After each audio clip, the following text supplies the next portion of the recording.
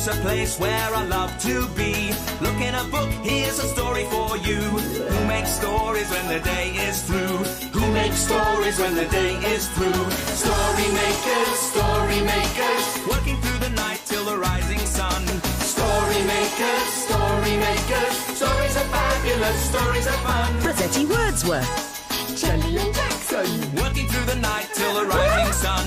Story makers, stories are fabulous, stories are fun. Come and be a story maker. Oh, look at the time, everyone. It's time to go home. Let's put the books away. Okay. All right, Aisha. Come on, Kai. That's it.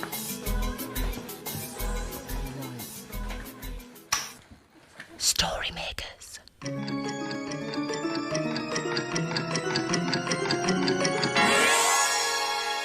Story makers.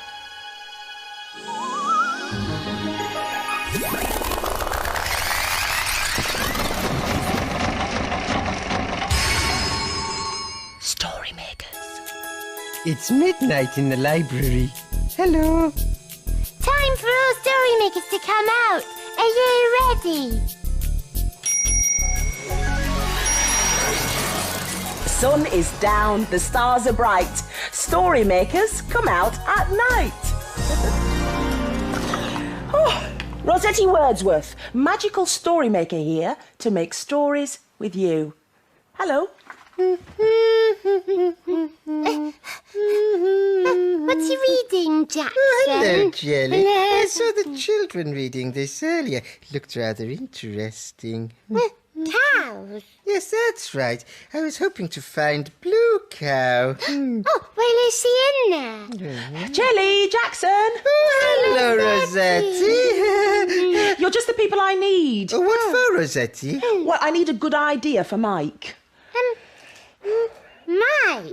Mike? Who's Mike, Rossetti? Mike? Yes. Well, you don't know? No. Mike is my bike, and I need to dress him up for the fancy dress parade. Oh, dressing up. What are you going to dress Mike up as, Rossetti? Exactly, Jackson. I need an idea. What can I turn him into? A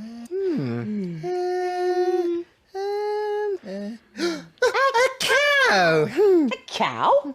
How a cow exactly? Well, Mike looks a bit like a cow. Well, I mean, he's got those horn things on the front. Oh, yes, I see. Yes. Oh, we could put his face here. Oh, brilliant. Yes, and you could put a tail on the back. Rossetti! What? We could make Mike into Blue Cow. Oh, perfect. Oh, let's get started. What do we need? Some cardboard. Oh, right. Cardboard Yes, and rope. and Tissue. bless you. Thank you. Oh, no, I meant tissue. Tissue. Oh, yes, I see. Oh, sorry, here we are. No, not that sort of tissue. I meant the tissue the children use to make pretty things. Oh, you mean this sort of tissue? Yes, that's so. Here we are. Now, let's get started. Let's sort all this stuff out. Oh, well, while you're sorting all this stuff out, can we go and make a story? Oh, yes, I would love a dressing up story. Good idea, Jellybean. It'll get us in the mood. We could use this tissue. Bless you. Thank you. Hello, story machine. Please, could we have a dressing up story? Yes, a story with a ghost in it, because look, this looks like ghost's clothes. Yes. Ghost. And will you help us? Oh, yes, we need lots of imagination to make the machine work. Yes, join in with the magic words. Imagine. Imagine. Imagine a story. Oh, it's coming, Jelly, look. Oh, it's a Sniff and Wag story. And it's called The Fairy Dog Mother. Sniff and Wag are friends. When the day ends and the sky grows dark, they sneak into the park through a hole in the fence. The two friends are out for a stroll one night when something flappy and white gives them a bit of a fright. Oh, help! There's a ghost in the park and it's spooky and swoopy, yaps Wag. Shoo, ghosty, shoo! We don't want to play with you, barks Sniff. Oh, don't be scaredy, chaps, says the ghost. It's only me, Nat the Bat. I'm going to be a ghost at the fancy dress ball, and it's up down in the dell. Why don't you two come as well? But Sniff and Wag haven't anything to wear. I can't wait, or else I'll be late, says Nat, and off he flaps. Poor Sniff and Wag. They're feeling very glum. They haven't anything to wear. They're going to miss the fun. But suddenly there's a whizz and a pop and a bang, and a funny-looking dog is standing beside them. Hello? Who are you? barks Sniff. I am your fairy dog mother, and I'm here to make all your wishes come true. The fairy dog mother woofs. Bow, wow, wow! What a bit of luck! Now the little friends will be able to dress up. Abracadabra, yup, yup, woof! She waves her magic wand and... Look! A pirate Sniff and a fairy Wag. Oh, thank you, they bark. The three funny-looking dogs trot across the park to the party in the dell, where there's music and dancing, and tasty treats as well. They do the okey-cokey round the old oak tree, and they dance until they feel quite sleepy. Come on, little Wag, it's time to go, barks Sniff. Thank you for our costumes. Can we wear them home? Of course you can, my sweeties, says the fairy dog mother. Goodbye. You're a wonderful pirate, Sniff, yaps Wag. What do you think of me? You're the fairiest fairy I ever did see, barks Sniff. Good night. Sleep tight, my little friends. Tomorrow we will play again.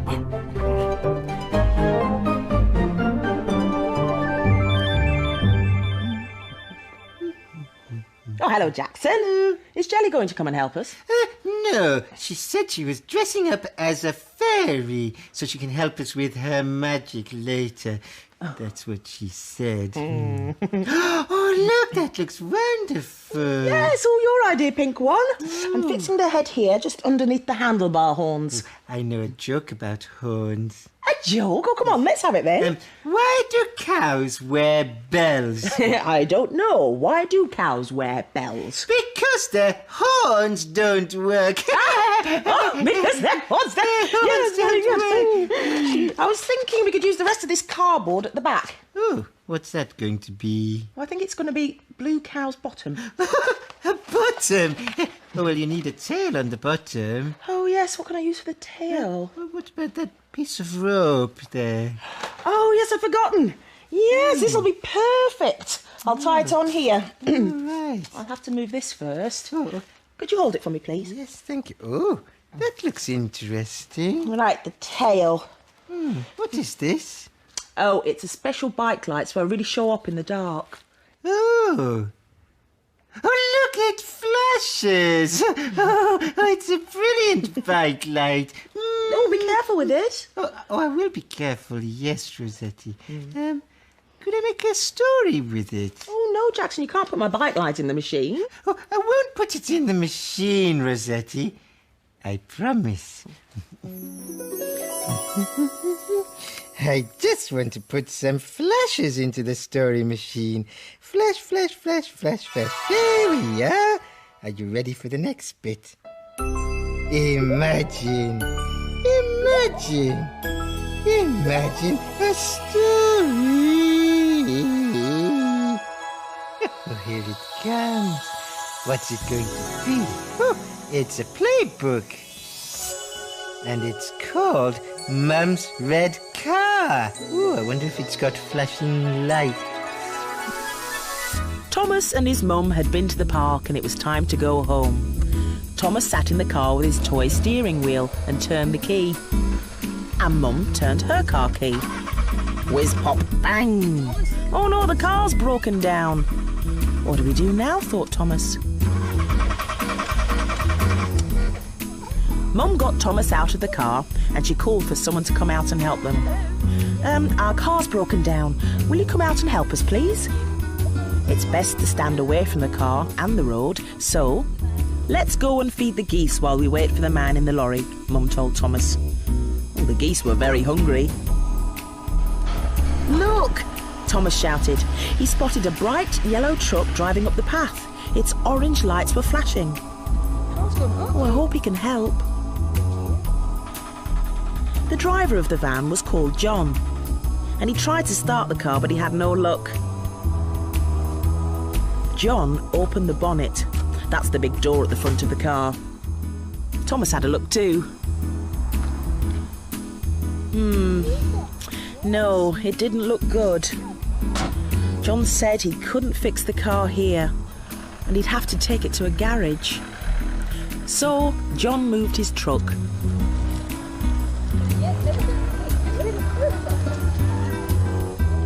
Thomas and his mum jumped inside.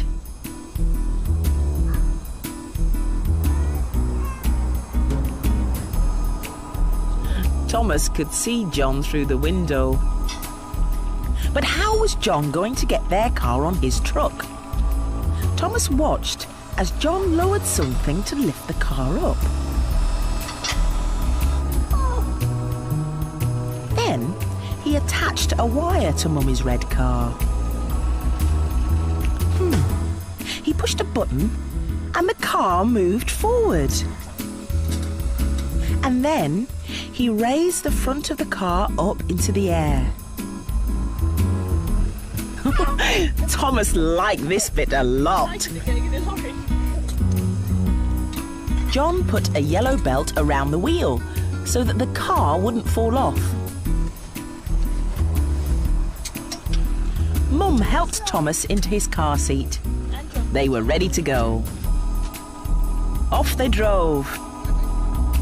Thomas and his mum looked out the window as they drove down the road. That was the best drive Thomas had ever been on. Thank you, John. My magic and magic. Jelly, did you see the story I made with the big flashing lorry? Yes, I did. Oh, I would love to drive a lorry like that. Well, you know something, Jackson? What? That man John was like a fairy godmother. Well, he didn't look like a fairy.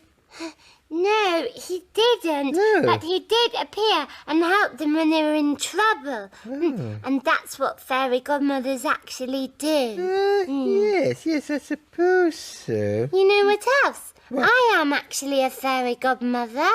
Well, you haven't been helping very much. Rossetti and I have been working really hard. But I've got a special spell to help. Have you? Yes. Watch. Abracadabra, I help you now. Turn Mike the bike into a cow. Now look under there. What, under here? Okay, what is it? What's it? It's two washing up gloves that are blowed up. Well, a bike can't wear blowed up washing up gloves. Well, I thought they looked a bit like that thing cows have. What? You know, the milk bit. Oh, yes, the udder. Yes, I suppose they do look a bit like udders. Let's go and show them to Rossetti. Come on. Okay. Rossetti, look what I magicked for you. It's an udder for mine. Yes. Oh, that's brilliant. Thank you, Jelly. Yes. But before I fix one on, I think we'd better make another story. What should we use? This. Oh. Okay. A cow only has one udder, so I'm going to use one for my bike. Yes, and the udder for the story machine. Perhaps it will make a cow story. Yes. Will you help us? Imagine a story.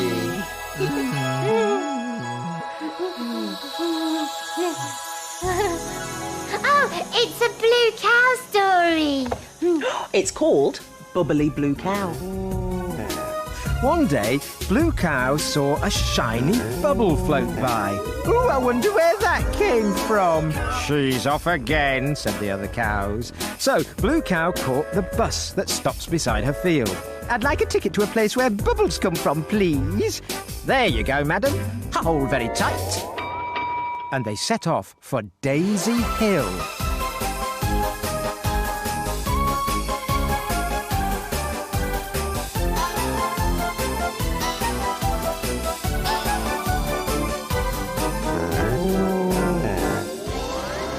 And then they arrived. Blue Cow was standing next to a grassy bank.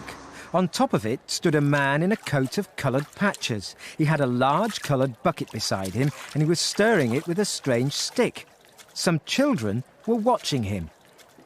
Excuse me, said Blue Cow, is this where bubbles come from? Yes, it is, said a girl called Ada May. This is Barnaby the Bubble Maker. He makes the most amazing bubbles, said a boy called Braden. Look.